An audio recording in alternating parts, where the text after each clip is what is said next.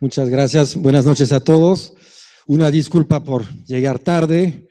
Es un poco como esa doble participación mía en el libro, querer participar en una cosa en la Condesa al mismo tiempo que estar aquí con ustedes. Es un error, pero es mucha ambición, casi arrogancia.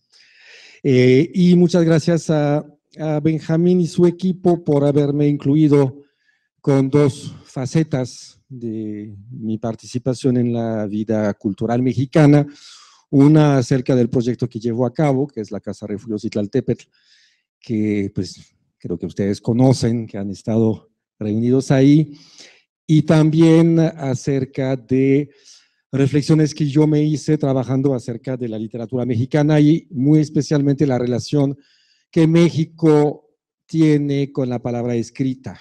Y obviamente por la razón de que tuve que conocer eso tarde, que no soy mexicano, me preocupa, me interesa, me trae preguntas sobre mi propia literatura o sobre la literatura en general a partir del ejemplo mexicano. Estoy muy contento de estar aquí porque leí este libro con mucha curiosidad, con una sensación extraña de asistir a la elaboración de un mosaico gigantesco de actores culturales, con la gran pregunta que uno se hace frente a un mosaico.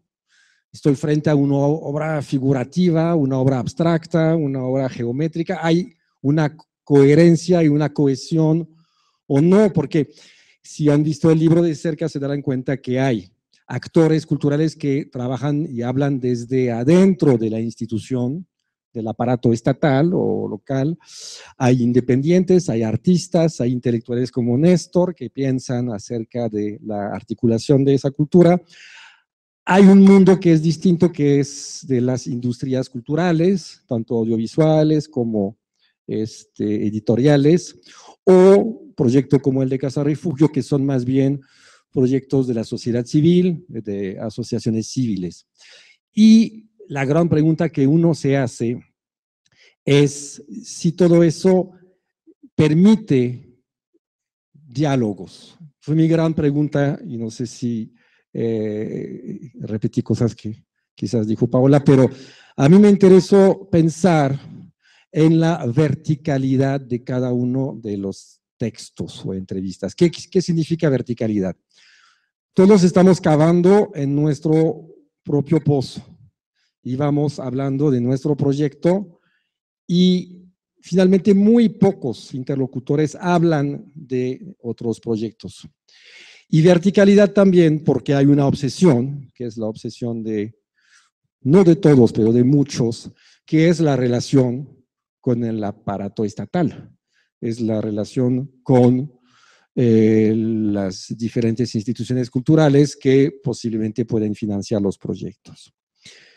Desde las industrias culturales que lo platican un poquito hasta, digamos, los directores de museos o los miembros de la parte, digamos, funcionaria de los textos. A mí no tengo una tesis general sobre el libro, nada más algunas ideas que quisiera poner en la mesa y a ver si lo podemos discutir. También tuve la sensación de en la cadena, digamos, vamos a llamar eso consumo cultural, que va desde el creador, el productor, el difusor y el público.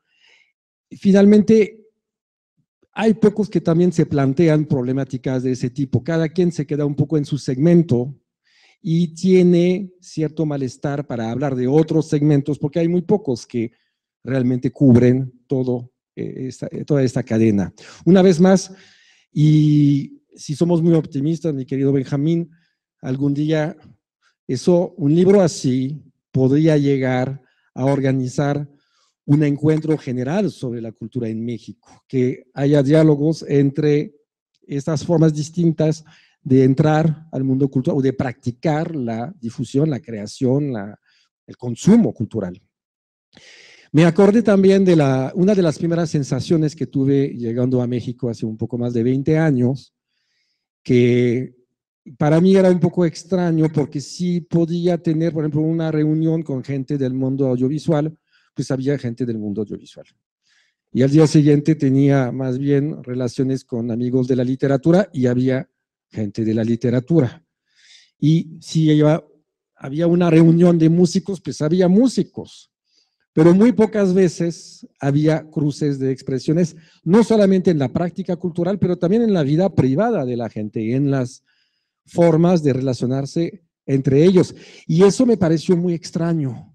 A mí me gusta, por ejemplo, mucho el cine, me ha gustado en una época de mi vida muchísimo la música y tenía la costumbre de ver a creadores de disciplinas distintas reunidas. Y eso finalmente ocurre pocas veces en México. Hay muy poca convivencia. Yo creo que ha evolucionado para bien. Tengo la sensación de que poco a poco hay cada vez más escritores que quieren escribir un poco de artes plásticas, otros se acercan a las series y al cine, pero de todas formas sigue habiendo separaciones entre las disciplinas. Yo creo que no es si nefasto o no, pero hay algo particular ahí.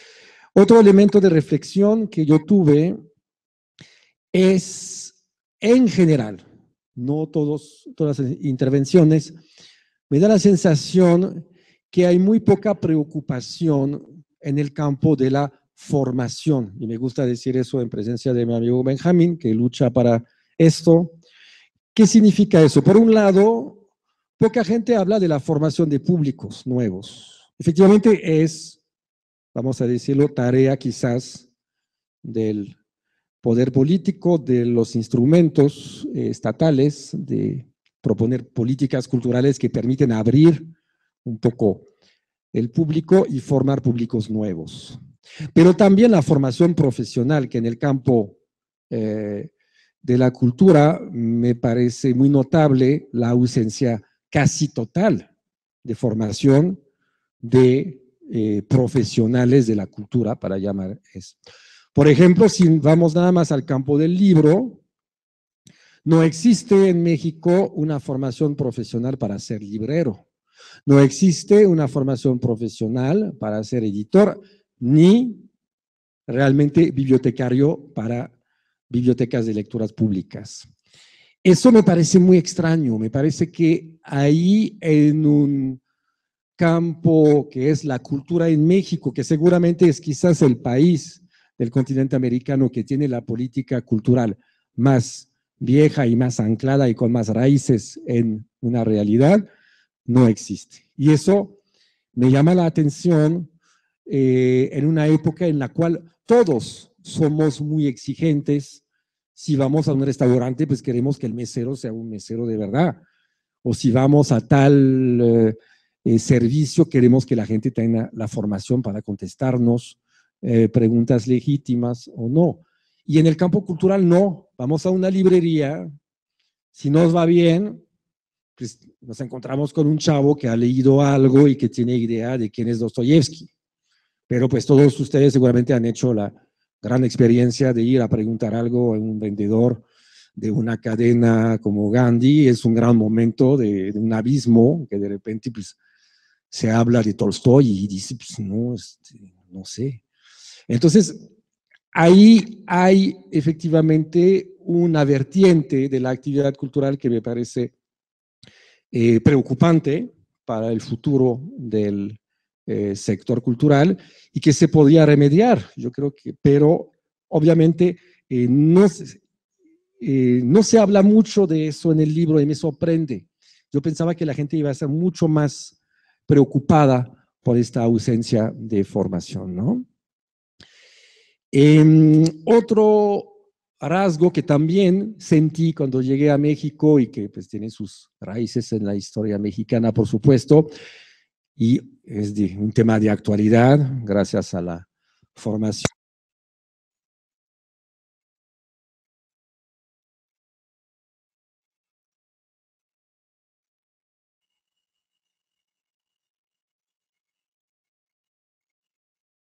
Bueno, bueno.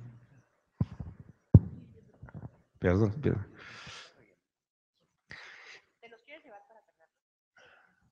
Y a nosotros también.